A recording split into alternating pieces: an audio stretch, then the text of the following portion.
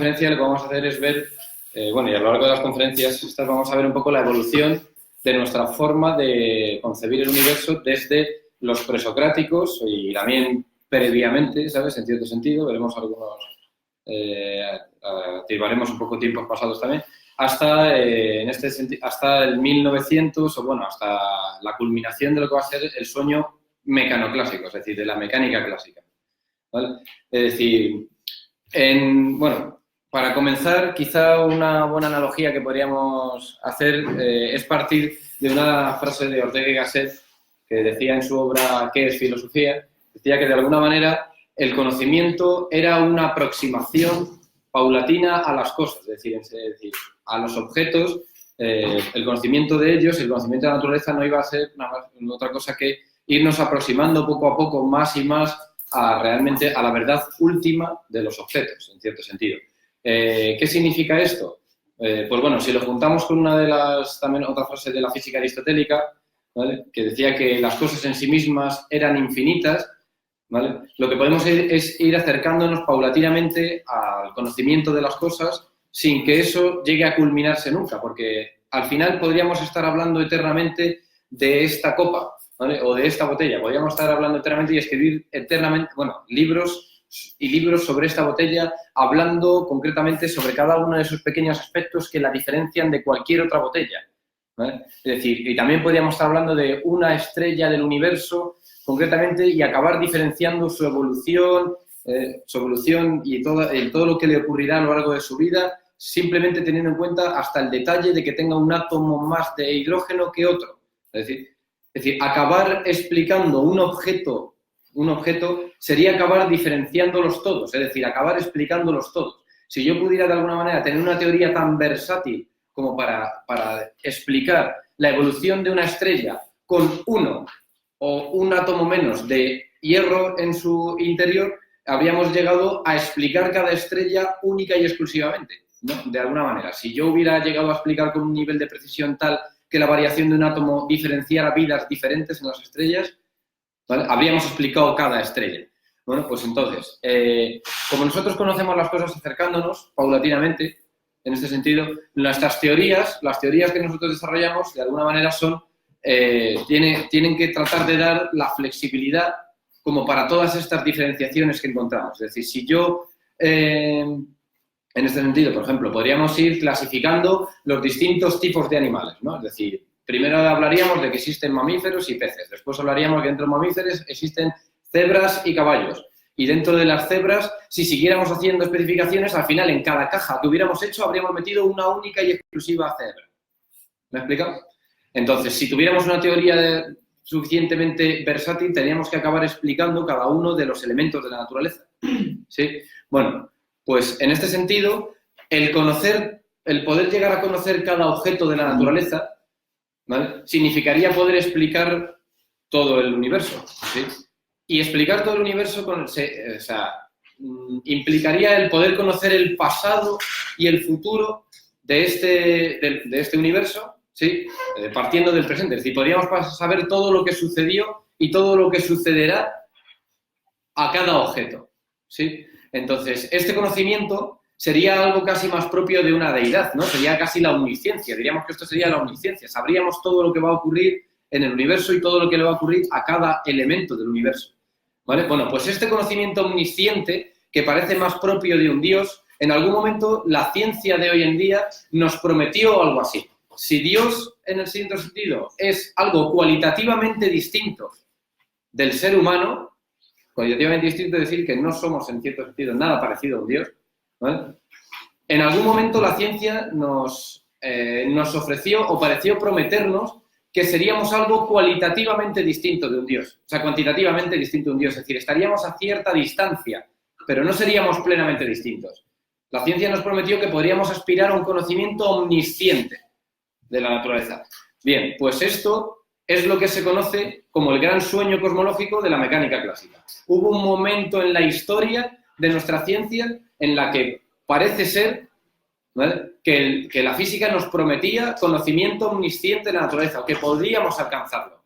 Bien, pues la construcción de este sueño comienza en algunas de las cuestiones presocráticas que se plantearon al respecto del cambio en la naturaleza y evolucionarían pasando por distintos sistemas, por distintas formas de concebir el mundo hasta llegar al pensamiento clásico, ¿vale? Al pensamiento de la mecánica clásica y el desarrollo del principio de Laplace, que será quien afirmará esto que decíamos, que si conocemos el movimiento de cada una de las partículas y todas sus formas de interacción, podríamos conocer el pasado y, por tanto, el futuro, bueno, el pasado y el futuro del universo y, por tanto, sabríamos todo sobre el universo, ¿sí? Bueno, pues entonces vamos a ver dónde comienza este sueño y cómo va evolucionando hasta llegar a enunciarse el principio de Laplace. Y veremos cómo pequeñas partes de teorías pasadas, que diríamos desbancadas, en realidad siguen aportando sus pequeños granitos y hay parte de esos sueños que siguen constituyendo nuestra forma de entender hoy en día el mundo, ¿sí? Y que, bueno, y no hace mucho, pues se quebró, que es lo que veremos en otro momento. Pero, bien.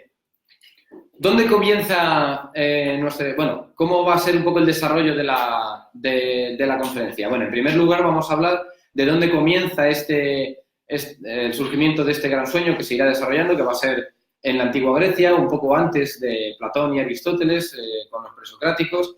Después veremos que con los pitagóricos, bueno, algunas de las primeras escuelas que había, se percibían que en el universo había ciertas armonías, ciertos caracteres cíclicos, ciertas repeticiones, ¿vale? Que va a ser lo que en cierta manera ya va a ir desencadenando un estudio de la naturaleza y especialmente de los cielos.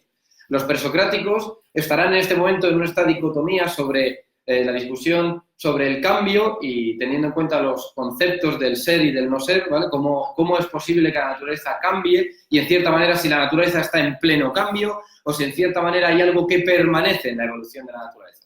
¿Vale? Estas serán las dos posturas clásicas, ¿vale? Que ya conocemos.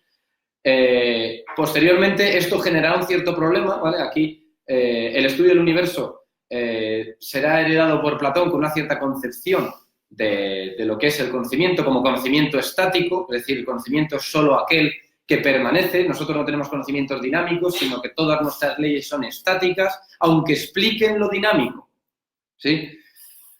Y por tanto, Platón hablará en cierto sentido de que hay en el cosmos un cierto orden inteligible. Es decir, la mente tiene una cierta capacidad para entender el universo, ¿sí? Que solo tenemos acceso mediante la mente, ¿sí? Posteriormente, Aristóteles, alumno de Platón, lo que dirá es que no solo existirá inteligibilidad en el cosmos, no solo en donde vemos periodicidad, ciclos y repeticiones va a haber inteligibilidad, sino que de alguna manera en el mundo también habrá cierta inteligibilidad y desarrollará lo que va a ser lo que ya podríamos identificar como física, en este sentido, ¿sí? Hará una ciencia del cambio y tendrá una visión cosmológica, ¿vale? Una visión cosmológica del universo que elaboraremos para que veamos cómo va evolucionando paulatinamente nuestra visión del universo. Hablaremos también de Ptolomeo, ¿vale? Con su sistema tolemaico, con el objetivo de predecir el movimiento de los astros a lo largo de la bóveda celeste, ¿vale? Y veremos que hay un montón de círculos en este sistema, ¿vale? Después, con un afán de volver a conectar la cosmología con la astronomía, tendremos el papel de Copérnico con la teoría heliocéntrica, que ya veremos un poco qué motivaciones le llevan a hacer esto. ¿Sí? Posteriormente, pues hablaremos también de Kepler y de la mejora del sistema heliocéntrico con el perfeccionamiento de, en vez de tener trayectorias circulares, tendremos trayectorias elípticas en los planetas. Hablaremos de los problemas que causa esto, del movimiento de la Tierra en torno al Sol y, por tanto, de la necesidad de la aparición de personas como Galileo para poder explicar cómo es posible que nosotros no percibamos el movimiento de la Tierra, ¿sí? Es decir, si verdaderamente se está moviendo, ¿por qué no tenemos efectos en la naturaleza? Como, por ejemplo, que los objetos cuando los lanzo se queden atrás, etcétera, ¿vale? Tendríamos que empezar a hablar de esto. Posteriormente, lo que tenemos es que en el renacentismo la aparición de cierto objeto en la sociedad, que será el reloj mecánico, y, por tanto, será el modelo con el que se arrojará una nueva visión de la naturaleza, que será el mundo máquina, el mecanicismo, ¿vale? En el que veremos que parece ser que la naturaleza se parece bastante a lo que hemos visto en la serie de Juego de Tronos, en la que vemos que el árbol crece así como con una serie de engranajes y todo se va montando, y el mundo parecería una máquina, ¿vale? Y posteriormente, pues, veremos que ese sistema estaba en lucha con el sistema newtoniano de explicación de la naturaleza, que finalmente será el cual venza, porque será capaz de explicar las leyes de Kepler, etcétera, etcétera, y con él nacerá la mecánica clásica y, por tanto, el desarrollo de la misma hasta llegar a enunciar el principio de Laplace, ¿sí? Así que, bueno, sin más dilación, vamos a comenzar, ¿vale? Bueno, os digo que la conferencia dura, pues eso, ya ha empezado, pues se nos quedaría como una hora y algo, ¿vale? No me gustan las conferencias cortas, ¿vale? Porque creo que si no, no se cuenta nada. Así que, bueno, vamos a comenzar y espero que os sea entretenido. ¿Dónde comienza el desarrollo de este gran sueño? Bueno, pues en primera instancia lo que ocurre es que en los cielos se comienzan a observar, ya sea desde los babilonios y los egipcios, ya se observaba que los cielos de alguna manera presentaban regularidades, presentaban ciertos ciclos, periodicidades, se observaban que todas las estrellas se movían al unísono desde del este hacia el oeste, ¿sí? Todo el tiempo, el Sol pasaba por las mismas zonas cada año, ¿sí? De alguna manera también los planetas, aunque hacían de alguna manera un movimiento no entendido, ¿vale? Porque ya veremos que el movimiento planetario será extraño, pero también al final Júpiter vuelve a su misma posición y parece que de alguna manera siempre tiene un carácter cíclico y regular, ¿vale? Y en ese momento los babilonios y los egipcios de lo único que se habían dado cuenta era de que los cielos, de alguna manera, era lo que dirigía la vida en el mundo, en la Tierra, ¿sí? Porque de alguna manera la posición del Sol determinaba el comienzo y el final de las estaciones y, por tanto, la astronomía era muy importante. Había que estudiar los cielos, había que saber dónde estaba el Sol ubicado, ¿vale? Cómo se movía a lo largo de las estrellas. Si cada noche hacemos una foto de las estrellas que se ven a las 00, ¿vale? Lo que observaremos es que las estrellas se quedan detenidas en la misma posición, ¿sí? Y lo que veremos será que, bueno, si pudiéramos observar el Sol a lo largo del año va circulando por las distintas constelaciones, de ahí todo esto del horóscopo y todas estas cosas, ¿vale? Pero el Sol no siempre está en el mismo lugar, ¿vale? Y lo que observaremos será que mientras las estrellas se mueven al unísono, ahora estarían quietas y veremos que los planetas a lo largo de la bóveda celeste van haciendo este movimiento tan extraño, ¿vale? De idas y venidas, ¿vale? Que tenemos que acabar explicando, ¿sí? Bueno, pues como digo, el estudio del movimiento de los astros era muy importante porque determinaba el comienzo y el final de las estaciones y, por tanto, en cierta manera, dirigía lo que era la vida en el mundo. ¿Por qué? Los astrónomos entonces éramos por los putos amos. ¿Por qué? Pues porque lo que ocurría era que si nosotros hoy en día tenemos nuestras semillas de perejil en donde pone cuándo ha de plantarse en el año y luego tenemos unos calendarios que nos dicen qué día estamos del año. Por tanto, podemos saber qué día del año debemos plantar el perejil o la patata. De tal manera que si nosotros no tuviéramos esto, pues uno podría decir, bueno, pues voy a plantar la patata ahora que ya parece haber terminado la época de lluvias. Entonces, plantas la patata, realmente no ha terminado la época de lluvias, llueve torrencialmente y tu patata se pudre en el suelo. ¿Has muerto de hambre? Vas a morir, porque vas a morir, no vas a tener cosecha. Morirás de hambre unos meses después.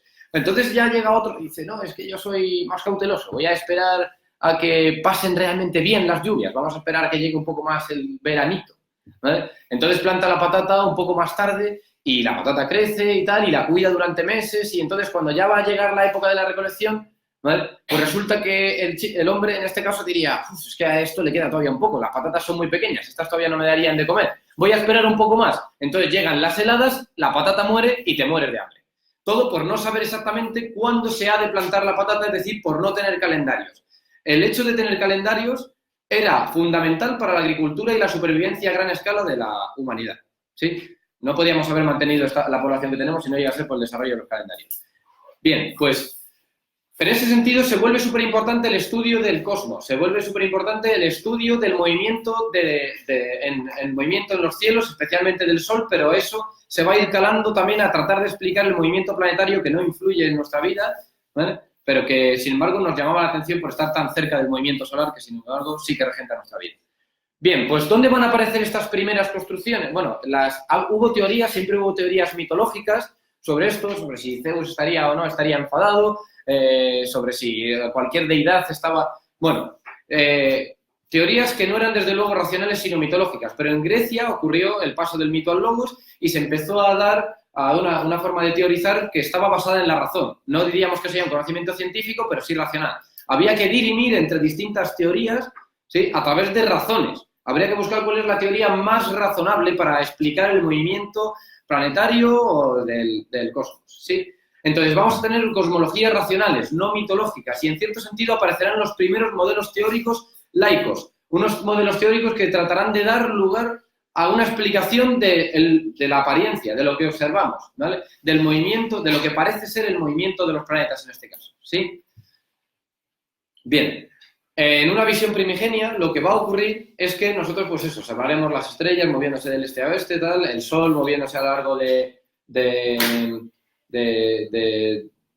las estrellas también, la Luna también circulando por los cielos, ¿vale? Tened en cuenta que la noción en este caso de tiempo, pues sería un poco al estilo aristotélico, la noción de tiempo que nosotros tenemos es por comparación con un movimiento periódico, es decir, nuestra noción de tiempo podría tener un origen en esto, ¿sí? Porque nosotros, nuestros calendarios, lo que tiene son un año, que es justo la duración de una vuelta de la Tierra en torno al Sol o del Sol en torno a la Tierra anual, ¿vale? Es que porque ellos lo entendían de otra manera en el pasado, ¿vale? Nosotros ya sabemos que no es así, pero bueno. Luego también tenemos los meses, que en cierta manera tienen una relación con el movimiento lunar, ¿vale? La Luna tarda aproximadamente un mes en dar una vuelta, entonces tenemos un calendario dividido en meses por el movimiento de la Luna. Luego tenemos también dividido en días, que sería el tiempo que tarda la Tierra en dar una vuelta sobre sí misma o el Sol en hacer un movimiento diurno, ¿vale? Completo. Luego tenemos otras unidades de tiempo, pero estamos todo el rato comparando lo que ocurre en el mundo con otra cosa que se repite periódicamente. Eso es lo que sería un poco la noción de tiempo, ¿no? Diría Aristóteles que solo existe tiempo cuando hay cosas. Si no hay cosas en devenir y periodicidad, pues no tendrías calendarios. Así que a saber cómo vamos a saber cuánto dura algo, si no es en comparación con otra cosa, ¿vale?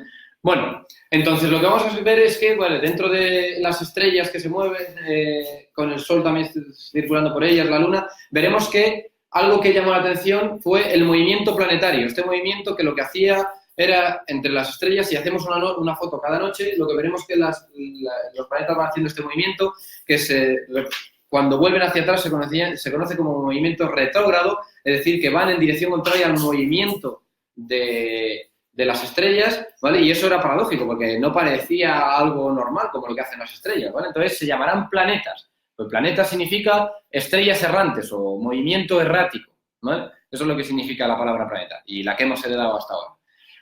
Bien, los pitagóricos lo que observarán será una cierta periodicidad, regularidad y ciclos en el universo, ¿sí? Pero también lo que van a ser unos estudiosos del número, de las proporciones del mundo, ¿sí? Y una de las cosas que encontrarán es que en la musicalidad, en las cuerdas de música, ¿no? Si yo, dependiendo de la longitud que yo tengo de cuerda, la tensión que tiene, etcétera, y bueno, cuando yo le doy a la cuerda, el tono que se emite es diferente de acuerdo a la longitud de la cuerda y existe una cierta proporción entre el tono y la longitud de la cuerda. Entonces, lo que van a encontrar son relaciones matemáticas, ¿vale?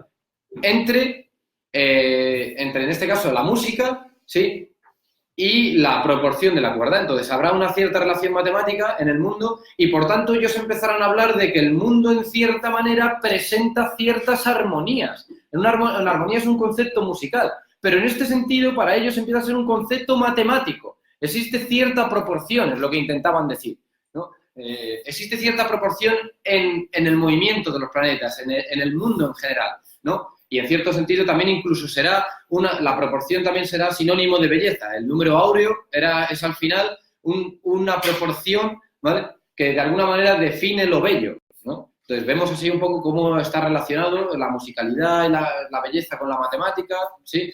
¿Vale? Entonces va a haber una vinculación entre la matemática y el mundo, muy importante, porque esto acabará luego pues surgiendo más en el futuro, será algo de gran influencia, ¿sí? Simultáneamente o poco después tendríamos tendríamos a los presocráticos, ¿vale?, los cuales estarían en ese sentido, ¿vale?, dirían, vale, muy bien. Vale. Yo veo que el universo, efectivamente, lo que son los cielos tienen ciertas periodicidades, ¿sí? Que hay cierta regularidad, que parece que el cielo en alguna manera es cosmos, es orden, pero ¿y qué pasa en el mundo? ¿Qué pasa en el día a día? ¿Qué pasa en lo que veo por la ventana? ¿Sí? Entonces ellos lo que observaban ahí era un mundo caótico, un mundo de creación y destrucción constante. Solo observaban que repentinamente en medio de una pradera surgía un pequeño pinito que se convertía en un pino más grande, en un pino grande, en un pino enorme, en un pino enfermo, en un pino viejo, en un pino muerto. ¿Vale? Entonces, lo que estaban era constantemente viendo, luego pues veían también a los seres humanos, veían un niño pequeño, un chico, una persona adulta, un hombre anciano, un hombre enfermo, un hombre muerto. ¿Vale? Entonces, todo el rato sería como estar observando un lago en constante movimiento, en el que hay creación y destrucción instantánea, creación y destrucción, cosas que duran más y menos tiempo, pero constantemente creación y destrucción, ¿vale? Y de alguna manera esto ocurría de forma espontánea, era ver la superficie de un lago en oscilación, ¿sí? Y entonces lo que ellos observaban es que había constantemente, parecía lo que estaba, era todo el universo en cambio permanente, la superficie esta estaba todo el tiempo cambiando, entonces se empezaron a preguntar qué era esto del cambio y cómo era posible que las cosas pasaran de lo que son a cosas que no son. Es decir, cómo una semilla acaba siendo arbolito pequeño, finalmente arbolito enfermo y arbolito muerto. ¿Cómo era posible que una semilla que no es árbol acabe siendo árbol y no, sin embargo, hipopótamo? ¿Vale? Entonces, en cierta habría dos grandes teorías, ¿vale? Parménides y Heráclito estarían luchando ahí en el ágora uno con otro, y el primero de ellos, Heráclito, diría, sí, que nada permanece a excepción del cambio, su frase más famosa, es decir, realmente no hay nada estable, nada de lo que vemos en ese lago es estable, a excepción de que está todo el tiempo cambiando. Eso es lo único que podríamos encontrar como estático, ¿vale? En ello, ¿sí? Todo lo demás estaría en constante devenir, ¿sí? Y luego, sin embargo, Parménides diría que el cambio es meramente aparente, porque mientras que yo soy un niño pequeño, después un chaval joven, después una persona adulta, después un hombre anciano, un anciano enfermo, un anciano muerto, en todo eso mi identidad permanece, ¿vale? Mi identidad permanece. Yo soy el mismo a lo largo de toda mi evolución, ¿no? A lo largo de todo mi cambio y mi devenir. Entonces, de alguna manera, todo eso que la gente dice que yo estoy en cambio es meramente aparente. Las cosas permanecen con una cierta identidad. El río seguirá siendo el mismo río pese a que cambie sus aguas, ¿sí? Pese a que se haga más profundo o a que su cauce se haga más tenue o más fuerte, ¿sí? Será el mismo río. Bueno, pues estas dos teorías las tenemos en lucha y, en cierta manera, concebirán el cambio como el paso del ser al no ser, es decir, de lo que uno es a lo que uno no es, ¿sí? ¿Vale? Entonces, el mundo estará plenamente en cambio y parece ser que la matemática será algo que, a diferencia del mundo, estará permanente. ¿Por qué? Porque estamos de acuerdo, ¿no?, en que el teorema de Pitágoras es el que observamos ahí en la pantalla, ¿no? Los catetos al cuadrado es igual a la hipotenusa, la suma de los catetos al cuadrado es la hipotenusa al cuadrado. Bien, ¿diríamos que conocemos el teorema de Pitágoras si supiéramos que mañana será otro distinto que no sabemos cuál es? Es decir, ¿diríamos que sabemos el teorema de Pitágoras si mañana fuera a cambiar de una manera que no controlamos? Mañana sería otro y ya no conoceríamos el teorema de Pitágoras, ¿verdad? Entonces, solo podríamos decir que las verdades matemáticas, para ser conocimiento, y que en general cualquier conocimiento, ha de ser estático. Es decir, el teorema de Pitágoras, para que digamos que lo conocemos, tendrá que ser siempre el mismo, porque si mañana fuera otro, pues tendríamos que volver a ver cuál es el teorema de Pitágoras, ¿no? O sea, el conocimiento ha de ser estático, y esto es muy importante. Para ser un conocimiento cierto y verdadero, el conocimiento es estático, ¿bien? Entonces, de alguna manera, lo que va a ocurrir es que Platón dirá, bueno, pues si esto es así, solo podremos tener conocimiento de lo que permanece, porque lo que esté en constante cambio no vamos a poder penetrar epistemológicamente en ello, porque está constantemente en cambio. Si yo estoy estudiando esta semilla y cuando estoy ya descubriendo algo sobre la semilla, resulta que ahora ya es arbolito pequeño, pues ya no estoy hablando de la semilla, estoy hablando de un arbolito pequeño. Entonces no podría tener conocimiento de lo que cambia. Entonces Platón se olvida plenamente del mundo y nos dice, vale, aquí o esto es muy difícil o aquí no hay conocimiento posible. Entonces centrémonos en los cielos, nos va a decir. Vamos a centrarnos en los cielos, en el movimiento de los soles, en el movimiento de la luna, en el movimiento de los planetas, que aunque no es constante, ¿vale?, por lo menos podríamos decir que es periódico, regular, y desde luego, pues parece ser que, pues como se repite, pues parece ser que no va a cambiar. Por lo menos diríamos que Júpiter vuelve a ser el mismo 11 años después, vuelve a la misma posición, ¿sí? Vale. Entonces, lo que va a ocurrir es que él va a decir, bien, el movimiento solar, pues parece ser inteligible. El movimiento lunar parece ser inteligible, el de las estrellas parece ser inteligible. Pero, sin embargo, en el movimiento planetario, que es errático y no entendido, diríamos, hostia, ¿y aquí qué pasa? Pues lo que va a decir Platón es que realmente el cosmos, ¿vale?, va a tener que ser inteligible, porque en cierta manera lo que estamos viendo en el mundo siempre, lo que vemos en el mundo y lo que vemos también en el cosmos es de alguna manera una referencia a las ideas que utilizó el demiurgo, la teoría platónica, ¿vale?, el demiurgo para ordenar la materia, ¿vale? El demiurgo puso una racionalidad en el mundo que nosotros accedemos mediante la mente. Cuando yo veo una silla, lo que veo es el modelo de silla, el concepto de silla en la silla. Yo miro la silla y digo, esto es una silla. ¿Por qué? Porque de alguna manera a través de él veo el modelo con el cual fue creado, el modelo eterno de las ideas, ¿vale? En el mundo veo una referencia al modelo de las ideas, pero este mundo está en cambio. El concepto permanece, el concepto no cambia. El concepto es siempre una silla, es una silla. Pero sin embargo, la silla que tengo aquí, dentro de 50 años ya no será silla. Será un herrumbre básica, ¿sí? Ya no tendremos silla, el mundo está en constante cambio. Los conceptos, sin embargo, no están en cambio, diría Platón. Las ideas son eternas, inmutables, ¿sí? Y de acuerdo a ese modelo es a lo que ha sido construido el mundo. Y eso que vemos en el mundo es la inteligibilidad del mundo. Y en el mundo de aquí solo vemos una referencia a su modelo, pero todo está en creación e instrucción. Sin embargo, en el cosmos habrá ciertas leyes permanentes, cierta matemática, cierta proporción, porque eso, sin embargo, no cambia, diría Platón. No cambia. Yo veo que sí, cambian de posición y tal, pero no veo que o sea, Júpiter no evoluciona y se hace grande y luego pequeño y ya muere, o algo así, ¿no? No vemos ese tipo de cambio, ¿vale? Bien, entonces también de alguna manera la inteligibilidad, esta razón matemática, como hemos visto antes, va a tener una cierta conexión con la belleza, que en cierta manera no deja de hablarnos de una cierta racionalidad en el mundo, una cierta inteligibilidad, ¿sí?, del mundo. Y claro, el intelecto, la inteligibilidad no es sensible, no es algo que se palpe, eso se sabe, se piensa de alguna manera, entonces los sentidos no nos van a servir para conocer el mundo, va a ser la mente, solo la mente. Por eso Platón nos va a decir, ¿vale?, que no nos podemos fiar de los sentidos, que es un engaño, que lo único que podemos hacer es a través de los sentidos tener una cierta referencia a lo que tenemos delante, pero solo a través de la mente podremos entender eso, ¿vale? Que los sentidos no son más que un engaño y hay que sospechar en cierta manera de ellos, ¿vale? Como diría también Descartes, bueno, ya sabéis que todo esto, pues, sí. Bueno, y luego lo que va a ocurrir es que en esa misma época, bueno, pues sabemos que los griegos pues estaban resolviendo ciertos problemas, que uno de ellos, el más famoso, sería pues el de la cuadratura del círculo, es decir, ¿cuál es el cuadrado cuyo área es igual al de un círculo? ¿Vale? Porque, claro, saber el área de un círculo pues era bastante complicado. Y en realidad encontraron la proporción que buscaban. Lo que dijeron es, sí, claro, el cuadrado del lado R, ¿sí?, multiplicado por la proporción pi, es lo que nos da el área del círculo. ¿Veis? Ahí lo que tenemos es R al cuadrado, que es un cuadrado, ¿vale?, que multiplicado por la proporción pi sería el equivalente al área del círculo. Bueno, ese problema se tardó mucho en resolver porque implicaba el descubrimiento del número pi.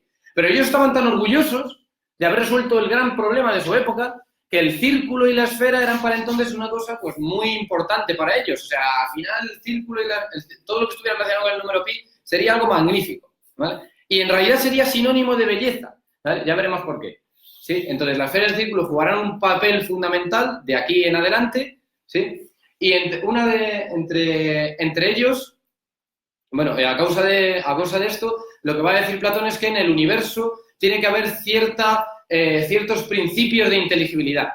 Estos principios de inteligibilidad van a ser el del movimiento uniforme y circular. Es decir, el movimiento planetario solo será inteligible en la medida en la que sea circular y en la medida en la que sea uniforme. Es decir, que no cambie de velocidad constantemente, ¿vale? ¿Sí? Y que sea circular para que de alguna manera sea, ya veremos lo que dirá Aristóteles en cierto sentido sobre esto, ¿vale? Pero bueno, el movimiento circular sería el más perfecto en este sentido, el más perfecto y propio de los cielos, ¿sí? En este sentido. ¿Vale? Entonces, en el mundo habrá ciertas leyes inmateriales, o sea, inalterables, ¿vale? Es decir, lo que va a ocurrir es que tenemos que encontrar conocimiento estático, ¿sí? Y luego, pues lo que va a heredar Platón al mundo, sin ni siquiera haberlo resuelto ni nada, ni lanzar una hipótesis, ¿vale?, sería el movimiento planetario. Él nos va a decir que existe un problema que es el problema del movimiento planetario. ¿Cómo explicar cómo es el movimiento planetario? ¿Vale? Porque era errático. Él decía que en el universo tenía que haber una razón. Entonces, tenía que haber o sea, era posible un conocimiento del universo y los planetas se movían de forma no entendida, habría que poder entenderlos, ¿sí? Esto será algo que heredará al final Albert Einstein en el 1900, o sea, miles de años después, literalmente, y dirá que necesariamente todo conocimiento simple, todo conocimiento bello, o sea, bueno, todo conocimiento así como sencillo y en cierta manera bello ha de ser cierto. Esto es puro dogma, está claro.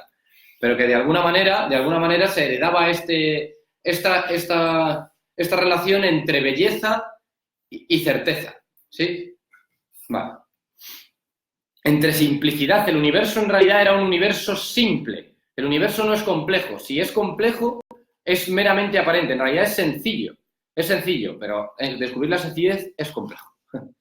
Vale.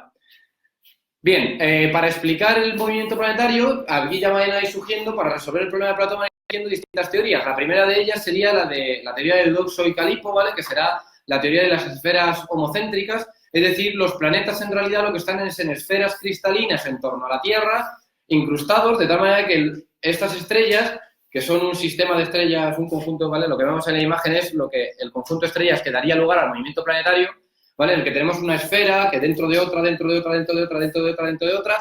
operan distintos movimientos, de tal manera que al final se reproduce una cosa parecida a lo observado en el cosmos. Se reproduciría un movimiento, ¿vale? Porque no solo es así en línea, yo lo estoy haciendo en línea, pero esto va haciendo así como una especie de círculos, ¿vale? No se permanece en el mismo sitio. Entonces, para poder explicar ese movimiento, Eudoxo y Calipo hacen una combinación de esferas para cada uno de los planetas que da lugar a un movimiento semejante, que ni de lejos se parece, ¿vale? O sea, bueno, se parece, pero no es ni de lejos aproximado a ello, ¿vale? Es decir, imaginar que hace este movimiento, ¿vale? Pues entonces con las esferas de Eudoxo y Calipo conseguimos tener una cosa que hace cosas parecidas, ¿vale? Pero no iguales. Empezamos a tener los movimientos retrógrados, ¿vale? Podríamos estar explicando los movimientos retrógrados. Sería algo parecido a esto, ¿vale? Entonces, ¿eso cómo es? Pues la combinación de distintas esferas en movimiento, esferas cristalinas, en la cual en la última se encontraría el planeta, ¿vale? Sería una esfera, otra dentro, otra dentro, otra dentro, otra dentro, ¿vale? Y estas esferas giran de forma diferente, ¿vale? Y al final, pues bueno, con la combinación de estos movimientos, al final haríamos que el planeta fuera haciendo un movimiento como así alrededor de la Tierra. ¿Sí? ¿Vale? Pero claro, ¿qué es lo que ocurría? Que este sistema ya tenía, pues claro, ciertas críticas, porque estamos ante teorías racionales. Entonces la gente le decía, no, pero es que escucha, porque fíjate, en la imagen de Platón, que estamos ahí observando que el movimiento de Marte, ¿vale? Marte parece ser más grande cuando está haciendo justo el giro, ¿no? Parece ser más brillante, aparentemente parece estar más cerca, ¿no? Es decir, ese movimiento, veis, los extremos son como un puntito más pequeñitos y el que está aquí parece que estuviera más cerca de nosotros, ¿sí? Entonces, una de las críticas que le harán es que no es capaz de reproducir la diferencia de brillos y de tamaños, ¿vale? En los planetas. Entonces, algo está pasando. Porque si realmente los planetas no cambian y yo estoy viendo que aumenta de brillo, será porque está acercando, ¿vale?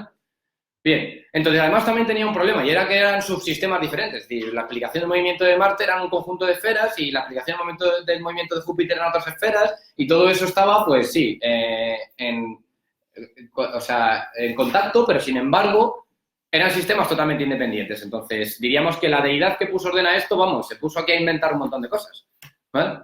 ¿Sí? Entonces, le faltaba integridad a este sistema.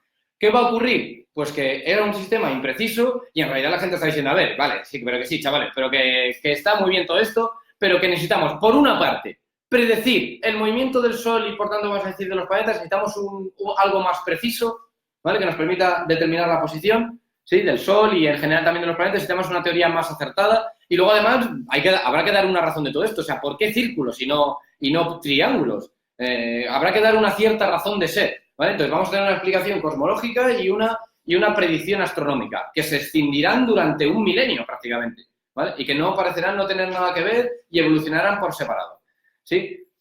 La evolución de la cosmología pues comenzará en este sentido con Aristóteles, ¿vale? Con quien vamos a decir que nacerá la física, que es de lo que vamos a hablar. O sea, ahora estamos comenzando realmente, ¿vale? Pero ahora solo hemos entendido lo que respondíamos, ¿sí?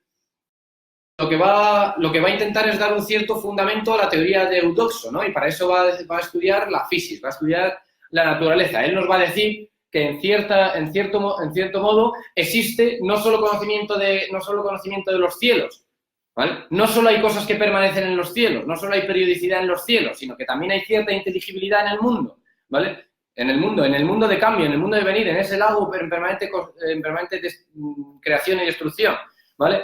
Va a hacernos una ciencia del cambio, ¿vale? La ciencia del cambio es lo que hoy en día llamamos física. Nosotros los físicos lo que estudiamos es cómo cambia el mundo. Nuestras leyes explican cómo cambia el universo. Si el universo se expande, el universo se contrae. Sabemos su pasado y su futuro, o tratamos de hacerlo, ¿sí? Lo que tratamos de explicar es cómo cambia, cómo las cosas pasan de su ser a su no ser, ¿vale? Aunque hoy en día, pues, los físicos no saben esto, pero en realidad responden a eso sin saberlo, ¿sí? Entonces, Aristóteles va a hacer una diferenciación entre el mundo sublunar y el mundo supralunar, ¿vale? El mundo supralunar va a ser aquel en el que rigen los planetas y el movimiento de los planetas, y como eso es algo elegante y periódico, ¿vale? Y además lo que va a ocurrir es que va a ser perfecto, en cierto sentido, va a ser perfecto, eterno, ¿vale? Porque es algo que ya se sabía. Y, sin embargo, el mundo sublunar va a ser el que va a estar sometido al cambio, va a estar todo el rato sometido a la corrupción, a la creación y a la destrucción constante, ¿vale? Pero, sin embargo, ese cambio tendrá algo de inteligibilidad. Estamos ante la primera persona física, la primera que va a decir que el mundo tiene cierta razón de ser y vamos a tratar de encontrar un cierto orden en el mundo. Bien, pues bueno, ¿cuáles van a ser las contribuciones de Aristóteles?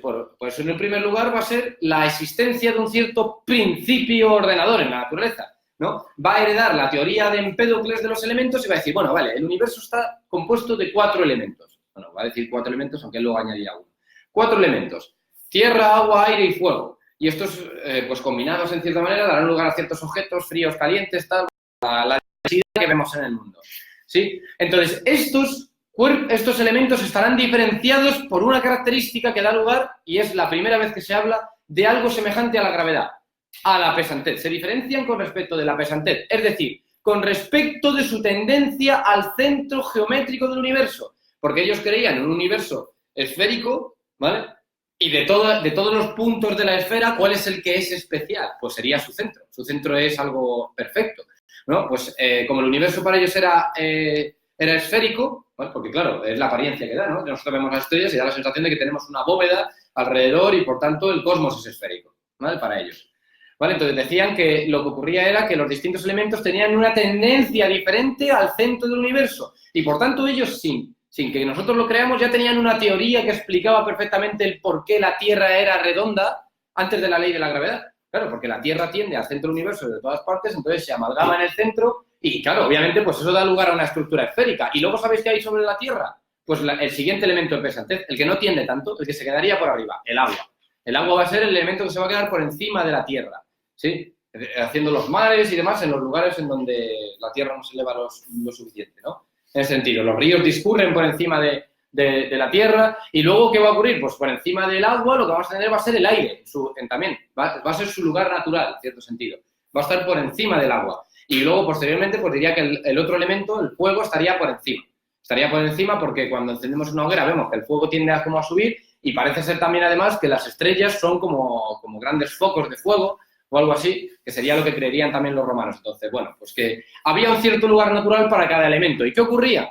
Que estos elementos tendían naturalmente, espontáneamente, tendían a su lugar natural. Porque, claro, yo cojo una burbujita de aire, bueno, cojo aire y lo meto en el agua. ¿Y entonces qué hace el aire? Discurre naturalmente por el agua hasta llegar de nuevo al aire y ya se ha unido, ha llegado a su lugar natural. Ahora, cojo un poco de tierra, lo pongo en el aire, lo tiro y entonces la tierra discurre por el aire, cae en el agua, discurre por el agua hasta que llega a la tierra. Es decir, cuando yo hago un cambio que él conocía como cambio, ¿cómo era esto? ¿Violento? No, sí, cambio, sí. Bueno, pues yo cojo este objeto, bueno, no voy a tirar ningún objeto, ¿vale? Yo cojo este objeto y lo tiro. Entonces, yo le he transmitido mi ánima. Ánima significa principio de movimiento interno, ¿vale? Yo cojo este objeto y le transmito mi ánima al lanzarlo. Como yo tengo principio de movimiento, yo me puedo mover a mí mismo. Pero gracias a mi principio de movimiento, puedo tirar este objeto. Y en cuanto lo suelto, el objeto ya no tiene principio de movimiento. ¿Y qué tiende? A su lugar natural y a detenerse.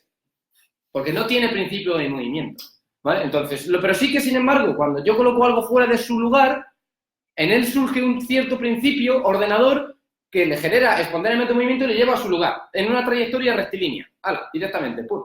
¡Hala! Yo pongo la tierra aquí y discurre por el aire, discurre por el agua y llega hasta la tierra. Pongo agua sobre las montañas y entonces discurre por encima de la tierra hasta llegar al agua, ¿sí? Y si hago fuego, pues bueno, el fuego parecería tender hacia arriba, ¿vale? Bien, Entonces, pero claro, esto era lo que ocurría en el mundo. Había un cierto principio de ordenador, que sería algo así como lo que puede ocurrir en nuestras casas, ¿no? Es decir, nosotros cogemos la ropa sucia, la echamos para limpiar la ropa, ¿no? En el cesto de la ropa, y espontáneamente y naturalmente llega en trayectoria rectilínea hasta nuestro armario y está perfectamente limpia y ordenada. Pues eso es el mismo principio que vio él en la naturaleza, ¿no? De alguna manera. Veamos.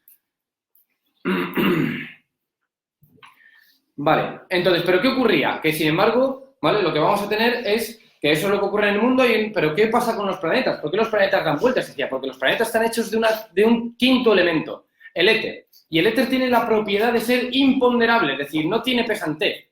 Y como no tiene pesantez, ¿vale? Pues entonces se tiene que mantener equidistante. Pero como en realidad en el mundo vemos cierto cambio que cesa espontáneamente, ¿no? O sea, yo tiro esto y se para. Entonces diríamos que el mundo debía haberse detenido hace mucho tiempo, ¿verdad? Porque ya habría tenido que haber actuado al principio, pero sin embargo erupcionan volcanes y otro, pum, pum. Y parece que hubiera algo que aporta movimiento, ¿sí? El primer motor, que según la teoría aristotélica se encontraría en la bóveda celeste y transmitiría movimiento por las distintas esferas de las estrellas hasta llegar al mundo y al final lo que haría sería poner el mundo en movimiento. ¿Vale? Entonces, los planetas tienen que estar equidistantes, pero en cierto movimiento. ¿Y cuál es el movimiento más quieto? Pues el movimiento circular. El movimiento circular en torno a la Tierra. Sería el movimiento que más parecido a la quietud. ¿Vale? Ya veremos esto. ¿Vale? El movimiento más parecido a la quietud. Quedaos con esto porque será muy importante. ¿Vale? Luego, por otra parte, tendrá una explicación del cambio. ¿Vale? Vamos a tener una explicación del cambio. Por un lado, vamos a tener que el cambio, pues como decían los presocráticos, va a ser el paso del ser al no ser, es decir, de lo que soy a lo que no soy, ¿sí? Y lo que va a hacer es una distinción en el no ser, ¿vale? En todo lo que no eres, vamos a hacer una cierta distinción, porque claro, o sea, yo, pues, no soy hipopótamo, no soy semilla, ¿vale? Tampoco soy anciano, ni tampoco soy anciano muerto, ¿vale? Sí, pero sin embargo, de todas esas cosas que no soy, hay algunas que sí puedo llegar a ser. Entonces, vamos a diferenciar entre los no ser, ¿vale? Que nunca seré, y los no ser que podría llegar a ser. Y a eso le vamos a llamar ser en potencia, ¿sí? En cierta manera. Entonces, lo que va a ocurrir es que, ¿vale? Lo que va a ocurrir es que los seres del mundo, ¿vale? Sometidos al cambio, lo que van a hacer es ir haciendo una trayectoria, ¿vale? Muy importante, esto no lo dice Aristóteles exactamente, pero podríamos, bueno, en otro momento, cuando lleguemos a la mecánica clásica, ¿vale? Pues veremos un símil de esto. Va a hacer una trayectoria por los distintos no seres, o sea, es decir, yo soy, esto es semilla, ¿vale? Y ahora semilla germinada, arbolito pequeño, arbolito grande, arbolito no sé qué, arbolito tal, arbolito viejo, arbolito enfermo, arbolito muerto, ¿vale? ¿Sí? Entonces, ¿qué habría ocurrido? Pues que las cosas del mundo van haciendo una cierta trayectoria, ¿vale? Van haciendo una cierta trayectoria. Una trayectoria que, sin embargo, pues claro, ¿por qué iba a ser, por qué hacen esa trayectoria? Iba a decir, pues que el mundo, en realidad, los seres del mundo van a estar atravesados por el cambio. Y el hecho de que estén atravesados por el cambio implica que su esencia está diversificada en distintas cosas, ¿vale? Es decir, lo que sería el concepto se diversifica, ¿vale? Se diversifica en distintas cosas. Y entonces lo que ocurre es que ninguna de esas cosas representa mejor que otra. Ni la semilla, ni el arbolito pequeño, ni el arbolito grande, ni el arbolito viejo, ni el arbolito muerto representa mejor a la esencia del árbol, ¿vale? Ninguna. Todas son, de alguna manera, ¿vale? Son, de alguna manera, la definición de árbol, ¿vale? Entonces, todas son, de alguna manera, equidistantes al concepto de árbol. Y entonces lo que está haciendo la naturaleza es realmente defenderse del cambio a través de trayectorias circulares alrededor de su esencia. Es decir, tratando de hacer el movimiento más quieto que pueda, el movimiento circular en torno a su esencia, como los planetas, ¿vale? Lo que va a hacer es defenderse del cambio, ¿vale? Haciendo trayectorias en torno a su esencia, en torno a su concepto, porque el concepto es lo quieto, el concepto es lo que está en reposo absoluto, y la forma más parecida a estar quieto es dar vueltas equidistantes en torno al concepto, ¿vale? Entonces, de alguna manera, pues esa es la forma en la que decía que era el mundo. El mundo estaba siempre en cambio porque, estaba siempre en modificación y en devenir, porque el cambio diversificaba la esencia de las cosas, ¿vale? Y entonces las cosas tenían que estar dando vueltas en torno a su concepto, ¿vale? Sí, ahí vemos, por ejemplo, esta imagen, ¿vale? En la que tenemos, pues, por ejemplo, el concepto de hoja ahí en medio y alrededor tenemos, pues, la hoja verde, la hoja amarilla, la hoja amarillenta casi blanca, la hoja empezando a estar roja, la hoja empezando a estar pútrida, la hoja pútrida, la hoja desaparecida. ¿Y cuál de estas hojas representa mejor a la hoja? Ninguna. Todas lo representan igual, ¿vale? Todos los estados por los que pasaría representarían igual, ¿sí? Bueno, y entonces, como resumen, de alguna manera, podríamos decir que la cosmología aristotélica, además de la cuestión física, ¿vale? En paralelo, pues lo que va a decir es que los cielos, lo que es el mundo supernatural, será en cierta manera perfecto, ¿vale? Porque no tendrá que estar sometido al cambio, ¿vale? El universo es geocéntrico, ¿vale? Es decir, la Tierra está en el centro, por todo esto que habíamos dicho de las esferas y la tendencia al centro, ¿vale? Etcétera. El cosmos es un cosmos ordenado, que sí, que está desordenado constantemente, pero se ordena espontáneamente, ¿vale? Tiene una ordenación automática, ¿vale? Entonces, de alguna manera, bueno, también ocurría que este sistema tenía ciertos problemas, porque claro, Aristóteles a veces se quedaba en plan estupefacto mirando un péndulo, veía el péndulo hacer así y decía, hostias, esto me va a quebrar la cabeza, porque claro, justo cuando está llegando a su posición de equilibrio, cuando está llegando a lo que sería su posición natural, que es quedarse quieto en la parte de abajo, es cuando más rápido se mueve. Parece que este objeto huyese de su reposo. Entonces él decía, madre, esto no puede ser. Bueno, da igual. Y ya está. Y luego además también cogía y decía, veía un gusano, ¿no? Y claro, bueno, por cierto, no he dicho una cosa, en el cambio este, que vamos pasando del no ser al no ser, vamos pasando paulatinamente. Y lo que diría Aristóteles, lo hacemos de forma continua, ¿vale? Es decir, si yo mantengo mi identidad a lo largo de mi vida es porque yo cambio paulatinamente de mi ser a mis no ser diferentes en potencia, voy cambiando de forma paulatina, de forma continua. Es decir, yo no hago repentinamente y me hago hombre anciano y luego repentinamente hombre muerto, sino que paso paulatinamente a ello, ¿sí? Entonces, de alguna manera él decía, joder, pero es que claro, yo veo aquí al gusano, ¿vale? Y el gusano se mete en su crisálida y repentinamente hace... y es mariposa. O sea, es una cosa plenamente distinta. Entonces, no podríamos decir, en cierta manera, que el gusano que entró es lo que salió de ahí, porque es otra cosa distinta. Entró un gusano y salió una mariposa, ¿vale?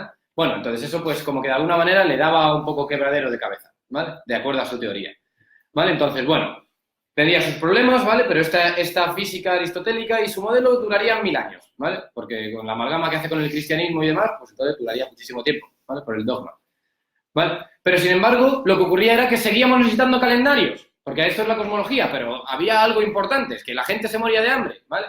La gente se moría de hambre. Y entonces, ¿qué pasa? Pues que gente como Ptolomeo, ¿vale? Pues entonces dijo, a ver, el modelo de Eudoxo no nos permite para predecir exactamente. Entonces, necesitamos calendarios más precisos porque hay que saber cuándo es la fecha de Pascua, hay que saber cuándo hay que sacar al Cristo de no sé dónde. Ya empezaban a ser, en este sentido, un poco más católicos y era muy importante saber las fechas, ¿vale? Y además también hay que dar cuenta de esto de los cambios de brillos y de tamaños, etcétera. Entonces, este hombre Ptolomeo, ¿vale? Que podríamos llamarle el ingeniero de todos los tiempos, ¿vale? Pues se aprovisionó de todo tipo de herramientas, ¿vale? Entre ellas, pues, círculos, deferentes, epiciclos, excéntricas, secuantes, que ahora veremos un poco lo que significa, y trató de dar explicación al movimiento planetario, ¿vale? Entonces, ¿cómo era su sistema? Pues su sistema era, como podemos observar ahí, lo que decía era sencillamente que teníamos una trayectoria circular que se llama deferente, ¿vale? La grande, ¿vale? Por donde circulaba el centro de otro círculo, ¿vale? El centro de ese otro círculo era el epiciclo, ¿vale? Por donde daba vueltas el planeta, ¿sí? De tal manera que, según el círculo se iba moviendo, ¿vale? Según el epiciclo se movía por el deferente, el planeta iba dando vueltas en el epiciclo. Y de tal manera que construía una trayectoria como esta, que si os dais cuenta, si la Tierra estuviera en medio, daba lugar a algo que se parecía mucho a ese movimiento retrógrado y de avance, y retrógrado y de avance, ¿sí? Que sería una trayectoria, pues, en un mismo plano, pero con acercamientos y alejamientos, con variaciones de brillo. Entonces, esta teoría era muchísimo más ajustada al movimiento planetario. Pero luego, además, él decía, bueno, ya, pero es que claro, Platón dijo que tenía que haber uniformidad del movimiento circular, es decir, que teníamos que hacer el mismo ángulo por cada unidad de tiempo, es decir, que el planeta pues tendría que hacer un avance uniforme por los cielos, ¿vale? Pero, sin embargo, esto no es así, o por lo menos no es tan así, ¿vale? ¿Por qué? Porque, claro, la uniformidad angular del movimiento la tenemos con respecto del centro, pero ¿y si la tuviéramos con respecto de otro punto? Hay uniformidad, sí, pero con respecto de otro punto que no es el centro. Entonces, esto ya sigue un poco más difícil, así que lo voy a hacer aquí. cuando yo tengo una esfera, o sea, un círculo, ¿vale? Yo puedo tener, pues esto es angularmente, ¿vale? Cada segundo recorro esto. Entonces, mi movimiento es uniforme. Pero si yo lo que tuviera fuera una trayectoria circular, ¿vale? Y lo hiciera con respecto de este punto, ¿vale? Lo que tendríamos es que el planeta recorre el mismo ángulo, ¿vale? Pero con respecto a este punto. Y entonces la trayectoria es no uniforme, porque me haces que lo hago así. Y luego así. ¿Vale? Iría haciendo trayectorias que son uniformes con respecto a este punto, angularmente, pero sin embargo dan lugar a una trayectoria en la que no se mueve uniformemente, que es lo que ellos observaban. O sea, los epiciclos estos, primero hacía así, un poquito lentito, luego hacía fuas, fuas. Y luego otra vez volvía a ir despacito. Y luego otra vez rápido. Y entonces, bueno, pues tenían que dar cuenta de esos movimientos, ¿vale? Entonces, él inventa el punto, ¿vale? De lo que sería el ecuante, se llama esto. Ese es el punto ecuante, ¿vale? Y luego, además, el epiciclo era excéntrico, todavía más, ¿vale? O sea, más detalles, ¿vale? Para acabar dando el movimiento planetario de la forma más precisa. Y este sistema era preciso. Pero, sin embargo, tenía un problema. Y era que era un artificio geométrico. Este hombre era el ingeniero de nuestro tiempo. O sea, y se puso ahí a hacer lo que fuera para dar cuenta. Mira, da igual, vamos a utilizar cuantos círculos sea necesario. ¿Vale? Los ponemos ahí, tal, y lo que sea para tratar de dar cuenta del movimiento planetario. Pero no hay ninguna razón para poner un círculo u otro, ¿vale? Es decir, porque claro, alguien se podría preguntar, bueno, ¿y por qué iba a dar vueltas en torno a un punto, el epiciclo, por qué iba a dar vueltas en torno a ese punto geométrico? O sea, ¿qué tiene de especial ese punto geométrico y no cualquier otro? ¿Vale? ¿Y por qué no vamos a poner, ¿vale? Porque tenía otro gran problema, y era que teníamos dos trayectorias posibles. Yo podía haber puesto el deferente con el epiciclo girando por su perímetro, ¿vale? O podría haber puesto el deferente con su centro girando en el epiciclo. Y entonces habría dado lugar a lo mismo, ¿vale? Habría dado lugar a lo mismo. Teníamos el deferente, la órbita grande, con su centro dando vueltas en el epiciclo. Y daría lugar al mismo movimiento. Entonces, la pregunta sería, entre estos dos sistemas, ¿cuáles? ¿Cuáles? O sea, ¿cuáles? ¿Qué es lo que hace realmente el planeta? No había ninguna razón, era un artificio geométrico, ya está, era dar cuenta del movimiento. Y además era incompatible con la física, porque ¿por qué iba a dar vueltas en torno a ese punto? Si ya no estamos hablando del centro del universo, ya no hay... ¿Por qué se va a mantener equidistante de ese punto? Bueno, contradicción absoluta con el aristotelismo, ¿vale? Pero sin embargo era útil, ¿vale? Sin embargo, era útil para predecir, ¿vale? Entonces, bueno, ¿con qué nos quedamos? Sería entonces, ahí teníamos Aristóteles o los calendarios. Pues decidimos no decidir. Y nos quedamos con la física aristotélica y nos quedamos con los calendarios de Ptolomeo, ¿vale? Entonces, para entonces, en ese momento, están apareciendo los heliocentristas, ¿vale? Bueno, ya aparecieron previamente, pero aquí empezaron a aparecer un poco más porque con este problema dijeron, pero que hay otra solución. Y la gente, ¿qué te callas? No te queremos escuchar. ¿Sabes por qué? Porque lo que ocurría es que había muchas críticas al heliocentrismo. Porque de primeras, si tú planteas, que ya vamos, sería...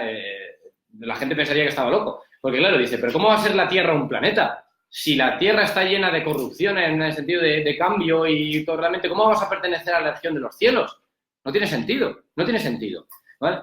Y luego además también decían, no, pero es que escucha, mira, te puedes no creer esto, ¿vale? Pero está claro que si este fuera el Sol y la Tierra estuviera dando vueltas alrededor de este y hubiera una estrellita por aquí cerca, ¿vale? Hubiera una estrellita por aquí. Si yo estoy dando vueltas alrededor del Sol, debería observar un cambio relativo en su posición, ¿vale? Yo, según la trayectoria de visión, yo vería que esto va haciendo un cono, ¿vale? Debería hacer un cono. La posición de la estrella debería hacer un cono en la esfera de las estrellas.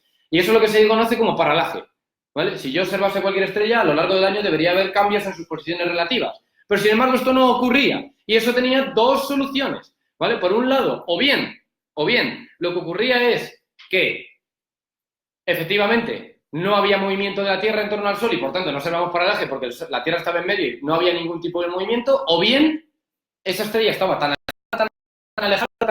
alejada que el movimiento de la Tierra en todo esto no producía casi ningún tipo de cambio perceptible en la posición relativa de la estrella, ¿sí?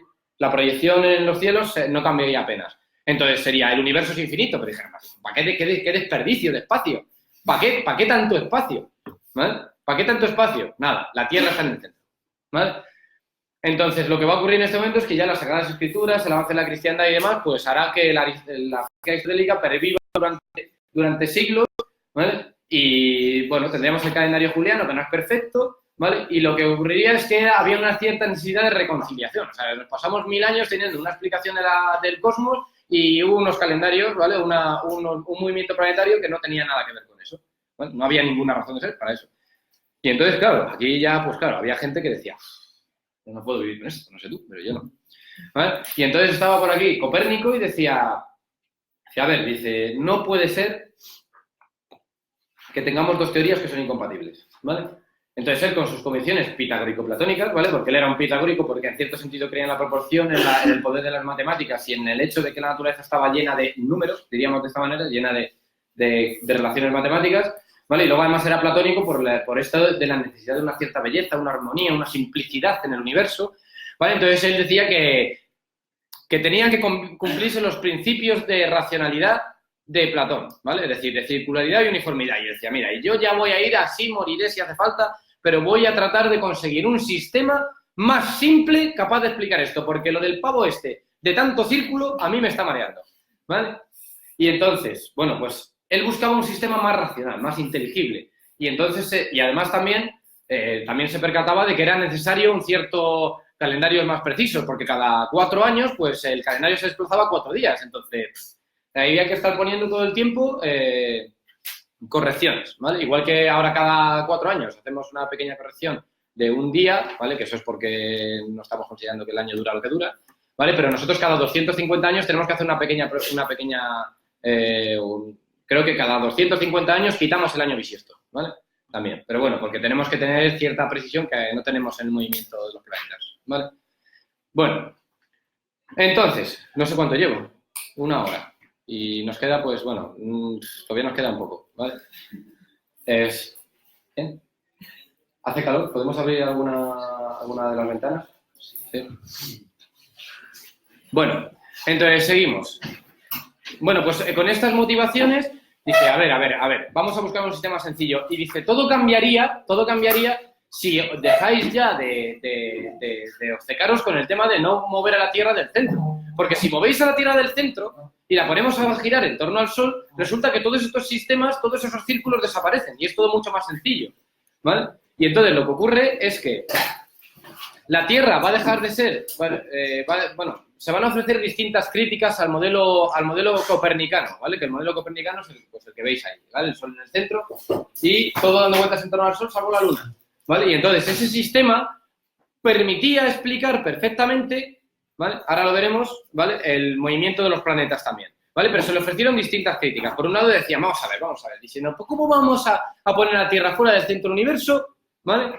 Si entonces ahora, ¿por qué se iba a mantener unida? ¿Por qué no se iba a disgregar? ¿Vale? Y además, que estamos en la región de los planetas, ¿vale? Estamos en la región divina, ¿no? De alguna manera. Y luego, además, si la Tierra girase y realmente no fuera que todo se mueve alrededor de nosotros, ¿vale? Entonces tendríamos fuerzas centrífugas que nos sacarían aquí. Entonces, ¿por qué no todo se desmantela? ¿Por qué yo cuando tiro un objeto no se queda atrás?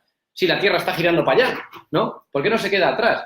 ¿No? ¿Y por qué los pájaros que no están ni enganchados a la Tierra pueden volar sin irse ahí hacia allá y las nubes también y todo para allá? ¿Y por qué los objetos cuando yo los dejo caer caen en línea recta hacia el centro de la Tierra? ¿Vale? Este está loco. Pero entonces él fue muy inteligente y dio una serie de respuestas que no decantaban en torno al heliocentrismo, sino que lo que dijo es, vale, no sabremos si lo que digo es cierto, pero lo que voy a decir os va a hacer ver que sería indiscernible, que no podemos saber si la Tierra se mueve o no, porque podría no tener efectos de ningún tipo, ¿vale? Porque si consideramos que la gravedad, ¿veis? Ya se vuelve a hablar de esa tendencia a la circularidad y tal, ¿vale? Del principio ordenador de Aristóteles, pues aquí la gravedad va a evolucionar y va a decir, no, es que en realidad esto de la pesantez es en realidad lo que diríamos el efecto grávido, es una tendencia esférica. Todo lo que forma parte de la Tierra son elementos de la Tierra y tienden a estar juntos. Todo el tiempo es una tendencia a estar juntos y, por tanto, la tendencia a estar juntos implica la tendencia a ser circular y por eso vemos que la Luna es circular, por eso vemos que el Sol es circular, bueno, esférico, ¿vale? Más bien, ¿vale? Entonces, todo lo que pertenece al Sol se queda en el Sol y, por tanto, de esa manera, si hubiera un movimiento de rotación, sería un movimiento natural a todo lo que compone a la Tierra. Y, por tanto, como yo soy parte de la Tierra, ¿no? Porque al final estoy hecho del material de la Tierra y los pájaros también están hechos del material de la Tierra, pues entonces todo comparte el movimiento de rotación de la Tierra y, por tanto, el pájaro no se va a ir para atrás, ni las nubes se va a ir para allá, ni cuando tira un objeto va a dejar de caer en línea recta porque comparte el movimiento de giro, aunque no esté enganchado a ella porque todo pertenece al material de la Tierra. ¿Veis? Pero ya empieza a acercarse un poco la ley de la gravedad de Newton, ¿no? En cierta manera hay distintos centros de gravedad, así que nos vamos acercando. Hay una cierta compartición del movimiento, pero como podemos observar también, ahí el hecho de que el Sol esté en el centro y la Tierra esté alrededor también produce, en la proyección de Marte, que sería el otro círculo, también produce el movimiento en forma retrógrada, ¿vale? Porque veis, según la Tierra se mueve en su esta, Marte va avanzando por su órbita y la zona donde proyectamos a Marte iría cambiando y haría ese movimiento, ¿vale? de retrógrado. No sé si llegáis a apreciarlo, ¿vale? La Tierra está aquí, entonces ve a Marte allí, ¿vale? Entonces ahora yo avanzo por mi órbita, y entonces veo a Marte un poco más atrás, veo a Marte un poco más atrás, y cuando vuelvo a dar la vuelta le vuelvo adelante, y como él va avanzando, pues le voy viendo hacer este movimiento pues a lo largo de la esfera de las estrellas, ¿vale? Entonces conseguía explicarlo perfectamente, y ya si colocamos los centros un poco así movidos, no todo es en torno al Sol, es decir, si lo que viene a ser la órbita de los planetas no está exactamente en el centro, pues entonces todavía lo predecimos mejor, ¿vale? La necesidad de poner excéntricas era pues porque había que explicar que la trayectoria no era uniforme, ¿vale? Él quita los secuantes porque él es totalmente platónico y dice no, aquí hay homogeneidad de movimiento angular con respecto del centro de los círculos. Ahora bien, el movimiento del círculo, o sea, el círculo no tiene su centro en el Sol. Bueno, tenía sus pequeños problemas, pero bueno, era un sistema más bello, pero claro, tenía otro gran problema. Por un lado tenía que la Tierra era un planeta, primera crítica. O sea, estábamos en la región de los cielos. No había una distinción, pues, de cielo y tierra. Y no había ninguna razón para decir, pues nada, pues ahora si somos un planeta más, ¿por qué hay entonces 6 planetas, 5 planetas? O bueno, había que dar una explicación si solo teníamos un sistema solar y teníamos 5 planetillas, ¿por qué 5, o sea, 6 planetillas? ¿Por qué 6 planetillas y no 5? ¿Y por qué no 3? ¿Y por qué no 1?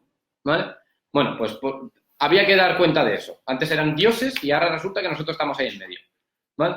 Bueno, entonces, luego también el Sol tenía una de las explicaciones era que el Sol era privilegiado, en cierto sentido, ¿no?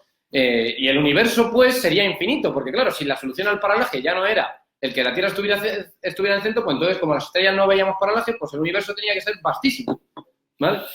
Y entonces, bueno, también con este sistema copernicano tenemos un calendario más preciso, el gregoriano, ¿vale? El que ya se extendió y creo que no sé si es el que seguimos teniendo o no, pero bueno.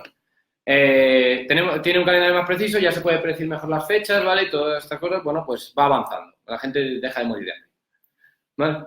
Bien, pero sin embargo, aquí pasaba algo y era que, pues, había gente que decía, bueno, a ver, pero seguimos con la misma crítica. ¿Cuál es la crítica? Y es que, pero vamos a ver, te has inventado aquí un círculo con su periodo, es decir, su tiempo de revolución para cada planeta, así, porque sí. Es decir, ha venido aquí una deidad y ha determinado las distancias a las que se encuentran los planetas. No sabemos por qué, sencillamente ha dicho, pues este a no sé cuánto, este a no sé cuánto y este a no sé cuánto. Y luego ha llegado otro, pues bueno, ese mismo y ha dicho, no, y además van a tardar este cierto tiempo y este va a tardar este otro cierto tiempo. Y no hay unidad en ese sistema de Copérnico. ¿Y qué prestaba? Que era un convencido platónico y copernicano, ¿vale? Porque en el sentido de que era defensor del heliocentrismo, pues decía que tenía que haber ciertas razones. ¿Y qué razones va a buscar? No va a buscar razones físicas, va a buscar razones geométricas para las distancias en los planetas. Y dirá que el hecho de que sean 6 planetas y no 5 es porque en realidad el dios es geómetra y de alguna manera pues las distancias tienen que ver con la intercalación de distintos polígonos regulares, ¿vale? Entre las órbitas, ¿vale? Y bueno, lo que sería la esfera, las esferas que se quedan concéntricas, no, circunscritas pues feriscritas, no sé cómo se diría, ¿vale? En cada polígono determina el radio al que se encuentra este planeta. Luego aquí pongo el tetraedro y la esfera que cabe dentro es Mercurio. Luego pongo el siguiente polígono regular, ¿vale? El cuadrado, ¿vale? El cubo, ¿sí? Y entonces, pues, puedo determinar que la esfera que queda circunscrita es esta, así que ahí ponemos a Venus. Luego pongo el siguiente polígono regular y la esfera circunscrita es no sé qué, así que ahí ponemos la Tierra. Bueno, había una razón geométrica para las distancias, porque había que dar una razón. ¿Vale? Entonces, Dios en realidad lo que hizo fue poner a los planetas de acuerdo a la relación geométrica a la distancia a la que estaban. Es decir, joder, pero es que no solo podemos explicar la distancia, tenemos que tratar de explicar por qué tardan el tiempo que tardan. O sea, no pueden ser sistemas plenamente distintos, tendrá que haber una razón común, porque el Dios es uno y tampoco va a hacer aquí una invención de números. El número pi era 1 y ya está, no hay uno para cada círculo. ¿Vale? Bueno, entonces lo que va a decir... Bueno, él se va a centrar mucho en las observaciones y las hipótesis porque ya empieza a elaborarse un método científico mejor, ¿vale? Y va a decir, bueno, a ver, va a tener que desarrollar de alguna manera una pequeña teoría sobre la inercia. Diría, bueno, pero es que en realidad lo que ocurre es que el planeta Tierra lo que tiene es una cierta inercia que es, pues va a ser la tendencia al reposo, pero lo que va a ocurrir es que, claro, yo estoy observando el movimiento de Marte. Y lo que ocurre es que yo, cuando lo observo, lo que veo es que cuando él está más cerca del Sol, ¿vale? Cuando está en su trayectoria circular más cerca del Sol, porque son excéntricas, ¿vale? Se mueven más deprisa. Entonces, parece ser que el Sol es el motor del movimiento del sistema planetario. Entonces, cuanto más cerca estoy, más rápido me muevo. Y dice, bueno, pero es que encima yo he estado mirando los datos y me cuadra más que en vez de tener órbitas excéntricas y tal, ¿vale? Una esfera es una elipse que tiene los semiejes iguales, ¿vale? Entonces, ¿y si resulta que los planetas se mueven en elipses? Por eso estamos todo el día con el problema este de las excéntricas y tal, porque estamos tratando de hacer que una esfera se parezca a una elipse y no, ¿vale? Bueno, pues el caso es que enuncia sus 3 leyes, diría, en este sentido. Los planetas dan vueltas en trayectorias elípticas en torno al Sol. Luego lo que va a ocurrir es que va a decir una cierta cosa que ahora aquí no podemos explicar, que es que van a tener una misma velocidad aerolar, es decir, el sistema solar no es una cosa azarosa, no es simplemente un número para cada uno, sino que hay una conexión entre todos los planetas, y es que su distancia y su tiempo en dar una vuelta están relacionados. Hay una única constante, una constante que se relaciona con el Sol, ¿vale? Esa es la constante de Kepler, ¿vale? Si habéis estudiado la ley de Kepler, pues sabéis que hay la ley de Kepler es algo así, ¿vale? T al cuadrado partido del semieje mayor al cubo es igual a la constante K. Y esta constante K es igual para todos, para el Sol, para la Tierra, tal. Entonces, todo está conectado por esta constante K. El periodo y la distancia a la que se encuentra la Tierra está conectada con la de Marte, conectada con la de Mercurio, conectada con la de Venus, con la de Júpiter, ¿vale? Entonces, todo es una única cosa. Vale, pero bueno, entonces, vale, ya teníamos un sistema un poquito más acertado. Podíamos predecir todavía mejor, ¿vale?, el movimiento planetario. Pero seguíamos ahora con un problema fundamental. El problema fundamental era que no habíamos explicado cómo era posible el movimiento de la Tierra en torno al Sol, sin que nosotros lo apreciáramos. Nos habíamos quedado en el limbo de que, vale, era indiscernible saber si en realidad girábamos en torno al Sol o si en realidad no. Porque los argumentos de Copérnico decían que podía ser imperceptible, ¿vale?, en cierto sentido, ¿vale? Entonces, pues aparece Galileo para tratar de dar estas razones. Y él lo que va a decir es que, claro, dice, es que el movimiento, a ver, que no os enteráis, ¿no?, diría, que no os enteráis, que yo ahora mismo estoy aquí quieto y Pilar está aquí a mi lado. Y entonces, pues diríamos que los dos estamos quietos, pero sin embargo, la Tierra está avanzando para allá. Entonces, yo a ella no la veo cambiar de posición. Entonces, lo que ocurre es que ella está en reposo respecto de mí y en movimiento respecto del Sol. Es decir, que el movimiento y el reposo en realidad son relativos al sistema de referencia. Y en cierta manera, pues son equivalentes, porque tampoco podemos distinguir. Pilar no puede distinguir si está en movimiento o en reposo, ahora mismo, ¿vale? Porque ella misma está en movimiento y en reposo respecto de mí y en movimiento respecto del Sol. Dependerá de dónde se fije, ¿vale? En cierto sentido, ¿veis?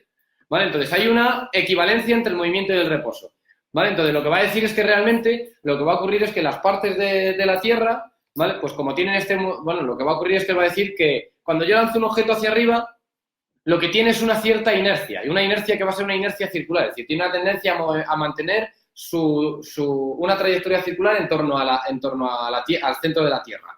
Entonces, cuando yo lanzo un objeto hacia arriba, como aquí estaba en una trayectoria circular, pues nada, por aquí sigue en una trayectoria circular, ¿vale? Entonces, caería en línea recta, aparentemente. Y si yo lo que me muevo es en un barco, ¿vale?, y dejo caer un objeto, lo que ocurre es que él también sigue avanzando en su órbita circular en torno al centro de la Tierra y, por tanto, parece caer en línea recta. Entonces, la inercia sería algo así como el mantenimiento de la trayectoria circular que tenía originalmente. Es decir, significa, veis que nos vamos acercando a la definición de inercia actual, que sería en este sentido el mantenimiento del movimiento. Él se equivocaba en que era circular, es un movimiento, en vez de circular, sería un movimiento rectilíneo. Si sobre un objeto no actúa nada, pues el objeto sigue en línea recta como lo haría un astronauta perdido en medio del universo, ¿vale? Pero claro, es que si él decía eso, ¿qué ocurría? Pues que la partícula se le iría a tomar por culo porque no tenía ley de gravedad y entonces esa partícula iría hasta el confín del universo. ¿Y dónde está el confín del universo?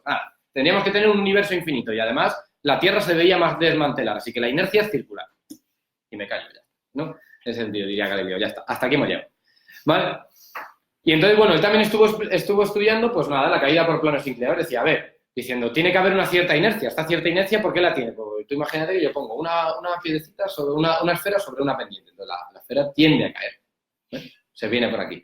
Si yo pongo justamente a continuación una cuesta hacia arriba, pues lo que haría sería hacer este movimiento, ¿vale? ¿Sí? Entonces, y estaría haciéndolo supuestamente eternamente si no llega a ser porque va perdiendo energía y porque suena tal y va transmitiendo la energía a otras cosas. Pero si ahora yo quito esta pendiente, ¿qué va a hacer? Caer y seguir en línea recta, o en circular en este caso, por la superficie de la Tierra, eternamente hasta que encuentre de nuevo la pendiente que le haga regresar. Entonces, lo único que está haciendo esa esfera es buscar de nuevo su lugar natural. Está todo el tiempo, ahora venga, yo sigo con mi trayectoria hasta que encuentre de nuevo la otra pendiente, ¿vale? Entonces, por eso él decía que había una cierta inercia, un cierto mantenimiento del movimiento, ¿vale? Bien, entonces luego también estudia la caída de los cuerpos y encuentra relaciones matemáticas en la caída de los cuerpos. Es decir, yo tiro un cuerpo y cae de acuerdo a una cierta ley hacia el suelo. Una ley matemática. Es decir, él estaba también obsesionado por su convicción arquimediana, ¿vale? De Arquímedes, de que había ciertas relaciones, ¿vale? Que esto es pitagórico a su vez, ¿vale? Ciertas relaciones matemáticas en el universo. Y una de ellas sería, en este caso, la ley de la caída de los cuerpos, que unifica todas las caídas. Da igual que tiene una pipa, que un hipopótamo, que una semilla, que un árbol pequeño, ¿vale? Va a caer de la misma manera, ¿sí? Entonces, hay una cierta ley que unifica toda la caída de los cuerpos, ¿vale? En su diversidad absoluta, ¿vale? Luego, además, él, pues, casualmente cae en sus manos un telescopio, y resulta, ¿vale? Que, pues lo que hace es que en vez de mirar a los barquitos que vienen por el confín del océano, pues dice, y mira un poco para arriba, ¿vale? Y entonces tiene su golpe de suerte de que casualmente pues estaba ahí Júpiter y se da cuenta de que en torno a Júpiter hay como unos puntitos, bueno, no le da importancia, el día siguiente vuelve a mirar y ve que esos puntitos están en otro lado, entonces empieza a rayar y diciendo, pero estas estrellas no están en el mismo sitio. Empieza a estudiarlo tal y se da cuenta de que en realidad son como objetos que giran en torno a Júpiter. Claro, y además luego ya dice, hostia, y ya mira la Luna y ve que la Luna está llena de imperfecciones y que no es tan perfecta como decía Aristóteles, y luego además mira a otro lugar del universo y entonces en vez de ver 2 estrellas, que es los que ve a ojo, se da cuenta que en esa misma zona hay miles de estrellas y bueno, además también observa Saturno y ve que también tiene anillos, así que tiene alguna cosa rara, no es tan perfecto ni esférico ni nada por el estilo y dice, madre, que esto es una movida. Aristóteles no tenía razón en absoluto, también observa las fases de Venus y dice, ya está. Estas son todas las razones para explicar que la teoría es heliocéntrica y que el aristotelismo no tiene ninguna razón. Porque el cielo es imperfecto, hay imperfección en todas partes, ¿vale? Lo que pasa es que estamos tan lejos que no la percibimos, ¿vale? Luego hay manchas solares también, o sea, el Sol parece una esfera perfecta, pero si la miro con el telescopio, y pongo algo porque si no me fríe el ojo, ¿vale? Pues veo que tiene manchas, entonces no es tan perfecto. No es tan perfecto. Y luego además también vemos a Saturno con sus anillos y luego además tenemos otros centros de rotación. Es que en torno a Júpiter ocurre lo mismo que en torno al Sol con los planetas. Es decir, hay distintos centros de rotación. Entonces, la Luna perfectamente puede rotar en torno a nosotros en torno al Sol, y luego Júpiter con sus lunas, ¿vale? Entonces, lo que ocurre es que hay muchos centros de rotación. Entonces, Aristóteles estaba totalmente equivocado. No era el centro del universo, ni había una tendencia natural, ¿vale? Ya veremos qué será eso de la tendencia a quedarse todo juntito, que será la teoría de la gravedad. ¿Vale? Pero bueno, entonces teníamos todo. Entonces, las implicaciones sería que ocurre que hay cambio y mutación en los cielos, entonces eso quiere decir que el cielo no es perfecto, ¿vale? Entonces, ahora de repente, Aristóteles había dicho, fijémonos en el mundo, que sí que cambia y se puede entender. Y entonces resulta que los cielos también cambian. Entonces, la física deja de estar explicando el mundo y ya tendrá que explicar también los cielos de nuevo, ¿vale? Pero ahora los tendrá que explicar desde el punto de vista físico, desde el punto de vista de todo lo sometido al cambio, ¿vale? Hay distintos centros de rotación, la matematización de la naturaleza en la caída de los cuerpos parece estar, ¿vale? Es decir, que parece ser que la matemática es el lenguaje del universo, ¿vale? Supone el fin del aristotelismo, porque ya Aristóteles no tendría ninguna razón, la consolidación del heliocentrismo y, lo más importante, la física se ha caído. Ya no hay física aristotélica, ya no hay explicación del mundo. No tenemos una explicación para decir por qué ocurre lo que ocurre, ¿vale? Ya no sabemos por qué hay lunas en torno a Júpiter. Necesitamos una nueva física, ¿vale? Y en ese, bueno, pues nada, pues estaremos con este problema porque no había una nueva física, ¿vale? Hasta que llegara gente más inteligente, ¿vale? Y entonces se empezaron a recuperar ciertas teorías, ¿vale? Ciertas teorías. Aparecieron por ahí algunas teorías sobre el atomismo de Demócrito y Euclidio, que viene de la antigua Grecia, ¿vale? Sobre el hecho de que la materia estaba hecha toda de átomos que se movían así aferosamente, ¿vale? Por el universo y que en su combinación generaría cuerpos como esta copa, y luego esta copa, junto con el conjunto de los cuerpos, daría lugar al mundo que nosotros observamos. Y solo en realidad habría átomos y vacío, es decir, las partículas indivisibles de materia y el vacío por el cual circulan, ¿vale? O en el cual se pueden unir no unir, sino pegar para formar objetos, ¿vale? Pero solo habría átomos y vacío. Parecía que las partículas seguirían, pues eso, en trayectoria rectilínea, inercialmente, ¿vale? Si nada actuaba sobre ellos, ¿vale? Entonces, eso cuadraba muy bien con todo esto que estaba pasando con el tema de la inercia y tal de Galileo. Pero es que además, en esa época estaba pasando algo. Y es que por primera vez había aparecido una cosa que eran los relojes mecánicos que yo le daba cuerda, lo dejaba, y ese objeto se movía solo, parecía tener ánima, parecía tener principio de movimiento interno. Si Aristóteles estaba jodido, Ahora ya teníamos objetos que se movían solos. O sea, y entonces ya se levanta alguien por ahí y dice, ¿y si todo fuera como en Juego de Tronos y realmente los árboles fueran en realidad mecanismos que crecen automáticamente porque están programados para ello y todo fueran poleas y engranajes que en realidad van construyendo las cosas y en realidad un pato es un montón de palancas? ¿Vale? Bueno, todavía no lo hemos visto, ahora lo siguiente. Son un montón de engranajes y palancas, ¿vale? Que en realidad hacen que eso parezca estar vivo, pero en realidad está muerto. ¿Eh? No es que esté muerto, sino que no tiene principio de movimiento, sino que está programado de alguna manera, ¿vale? Es decir, pues entonces diríamos, bueno, pero es que claro, este movimiento, ¿cómo se tenía que estar transmitiendo? ¿Vale? Porque los engranajes lo que hacen es transmitir el movimiento por contacto. Este se mueve y entonces este mueve a otro y ese otro mueve a uno y ahora se mueven las agujas, tic, tic, tic, ¿vale? Y entonces, pues nada, lo que veríamos es que lo que hay es una causa de movimiento extrínseca. Alguien le puso a mover ese reloj, ¿vale? Alguien puso a moverlo, nosotros, ahí, dándole cuerda. Y entonces, pues estaba la pregunta, ¿y si lo que ocurriese fuera que alguien puso en movimiento el mundo? El mundo ya estaba de alguna manera construido y alguien le dio cuerda. Y entonces los árboles crecen y no sé qué, tal, todos son mecanismos, ¿vale? Que se crean unos a otros y, bueno, pues eso, como Juego de Tronos, ¿vale? En la presentación. ¿Vale? Pero todo tenía que ser por contacto, ¿vale? Tenía que ser una palanca chocando con otra, que empuja a otra, que hace no sé qué, que un péndulo da, que hace tal, ¿vale? Sí, entonces, ¿qué ocurriría? Que el mundo, si os fijáis, ahora es un mundo inerte. La visión del universo ya no es animista, ya no es hay animales que tienen el principio espontáneo, sino que todos son mecanismos, ¿vale? Lo que va a ocurrir es que los árboles son artefactos, son como una maquinaria hecha por nosotros, ¿vale? Entonces, de alguna manera tienen una cierta causalidad ciega, es decir, que lo que hacen es simplemente seguir su programación, seguir lo que ya estaba hecho, lo que ya iba a ocurrir. Es un montón de causa-efecto, causa-efecto, causa-efecto, y una cosa causa otra, y una causa causa otra. ¿Vale? Entonces, sería una especie de mundo-máquina. De mundo-máquina, ya estamos terminando, nos quedan 10 minutos. ¿Vale? Un mundo-máquina, ¿sí? Entonces, lo que ocurre es que necesitamos una física mecanicista, algo que explique esto, ¿vale? Bueno, lo que ocurre es que empieza a haber una visión de la física mecanicista. Y la imagen de la física mecanicista es representada por Descartes. Descartes, ¿vale? También un filósofo muy conocido, en el que lo que va a hacer es tratar de aunar, porque eso es lo que tratábamos de hacer, esta física nueva está surgiendo, esta nueva visión de la naturaleza viene a responder a nuestro problema, que es que no podemos dar cuenta del heliocentrismo a través de nuestra física. Entonces, vamos a juntar el heliocentrismo con mundo-máquina. ¿Vale? Entonces él decía, bueno, vale, pues entonces, yo lo que sí que es verdad, que tiene razón Galileo, es que en cierta manera hay una cierta inercia. Yo veo que los objetos siguen su movimiento, tal, tal. ¿Vale? Entonces, ¿qué ocurre? Dice, bueno, pues es que yo creo que lo que ocurre es que alguien dio cuerda al universo, pero ya el universo se mantiene en movimiento siempre, no hay que estar todo el rato dándole cuerda. ¿Vale? Entonces, lo que ocurre es que alguien insufló movimiento en el universo, alguien le metió movimiento al universo, alguien le metió movimiento a los engranajes, y ahora los engranajes se transmiten el movimiento de unos a otros, ¿vale? Pero hay una conservación del movimiento, hay una conservación de la cantidad de movimiento. Entonces tiene que haber una ley de inercia, una ley de conservación del movimiento. Y esa ley, pues nada, la intentan desarrollar, que como veis eso es el principio de inercia de Newton, pero todavía sin desarrollar, ¿vale? Y él diría, no, pues lo que ocurre es que cada objeto, ¿vale? Porque yo cojo una esfera de hierro así de grande y luego cojo dos esferitas de hierro así de pequeñas y entonces tiro la bola esta grande y llega y le da dos hostias aquí, ¡pa! Y estas salen para allá, esta se frena y las otras salen disparadas, pero la cantidad de movimiento es la misma, porque esta ocupa no sé cuánto y se mueve a no sé cuánto, y estas que ocupan no sé cuánto ahora se mueven a tal... Y al final, la multiplicación de lo que ocupan por la velocidad que llevan, parece que esa cantidad se conserva, ¿vale? Y entonces lo que ocurre es que cuando una cosa choca, esta se frena tanto como movimiento transmite a las otras y estas se mueven de acuerdo a esa cantidad de movimiento en relación a su espacio, a lo que ocupan. Esto era totalmente... ¿Por qué? ¿Por qué decía esto del espacio? Porque iba a ser lo que ocupan. Porque decía, hey, que la materia tiene una propiedad geométrica de esa, como el conocimiento estático, ¿vale? Por antonomasia, una propiedad, y es que todas las cosas que existen ocupan un espacio, así que su espacio, lo que ocupan, tendrá que ser algo fundamental, de alguna manera. Tendrá que ser fundamental. Entonces, la conservación del movimiento será de acuerdo al espacio, no al espacio ocupado por los objetos, sino en relación a la masa, ¿vale? Que será lo que dirá Newton, ¿vale?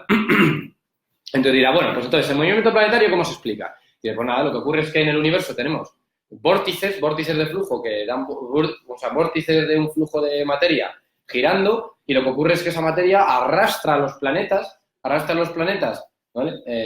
Que están inscritos en él y por tanto les hace hacer las trayectorias circulares porque está todo el rato transmitiendo la cantidad de movimiento. Bueno, pues nada, eso está ahí dando vueltas y luego hay otros sistemas también, ¿vale? Y sería la teoría de vórtices, ¿vale? Es un poco compleja y bueno, pues alguno puede tener alguna pregunta sobre cómo funciona y yo también la tengo, ¿vale?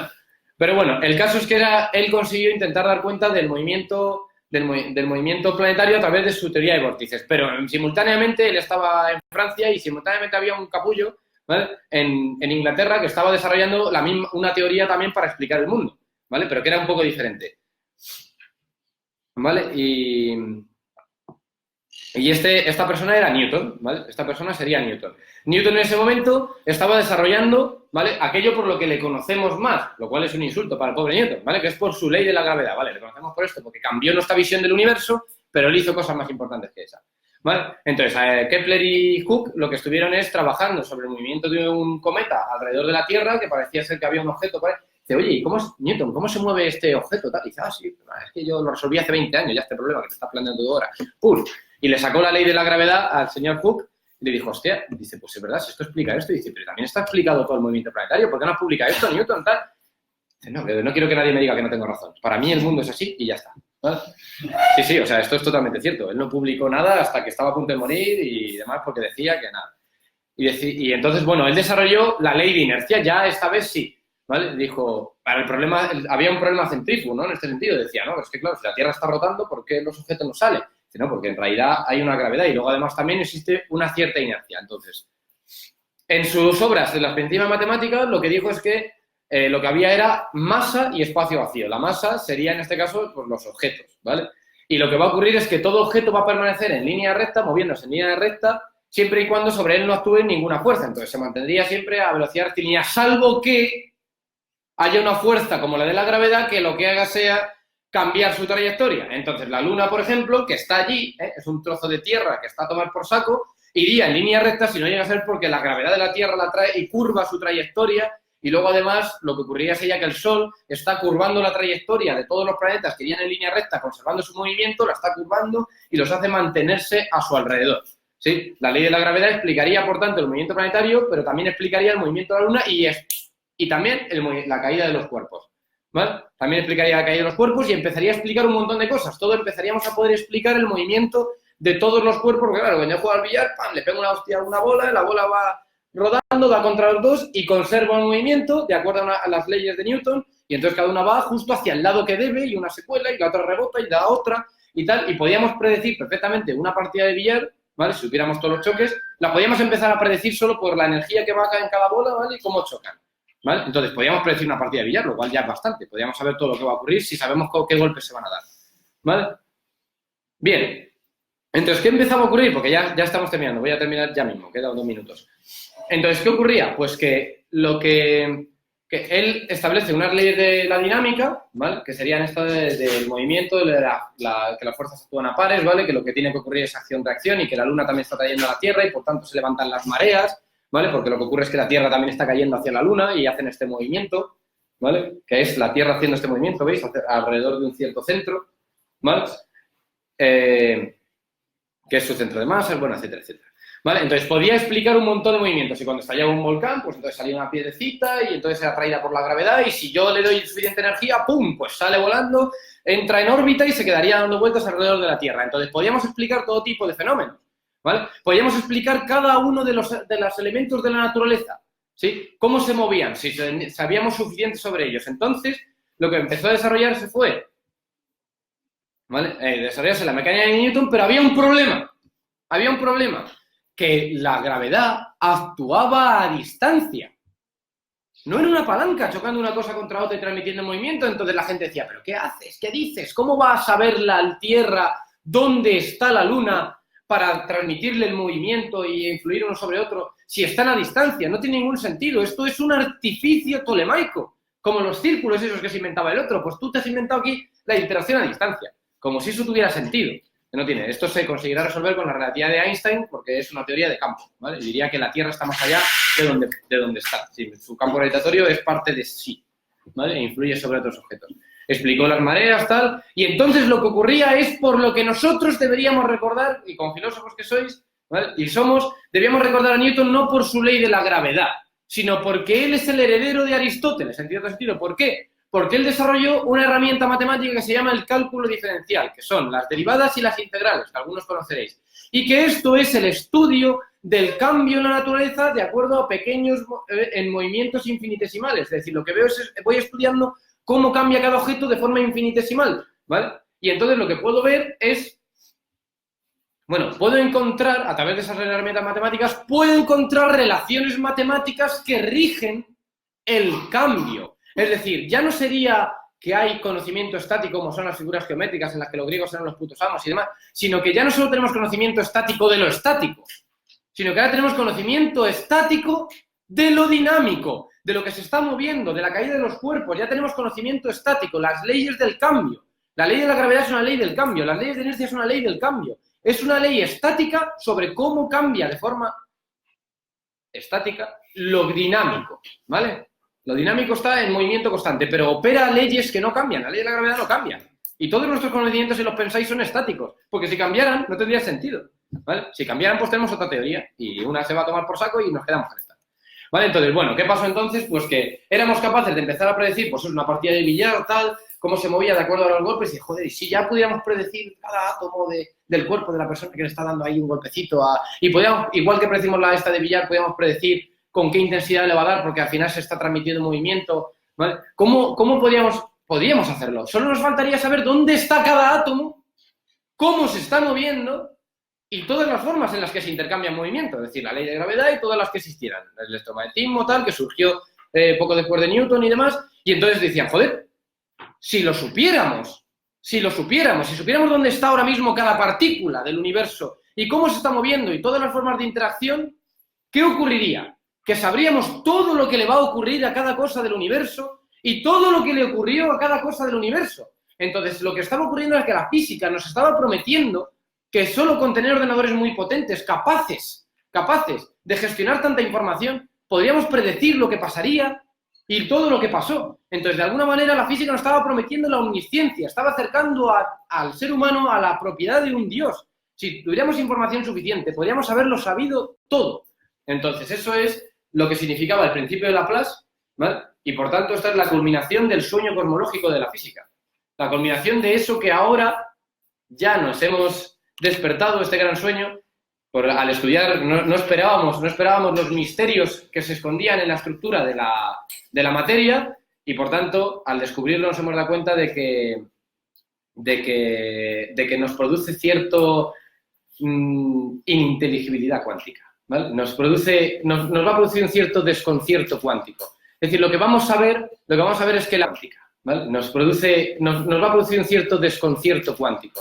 Es decir, lo que vamos a ver es que la materia funciona de una manera que, desde luego, nos ha sorprendido a todos. Entonces, este gran sueño cosmológico que por un momento tuvimos y los físicos pensamos la omnisciencia, resulta que a la que nos pusimos a buscar un poco más, resulta que la naturaleza es plenamente distinta. Así que nada, aquí terminamos la conferencia. Muchas gracias por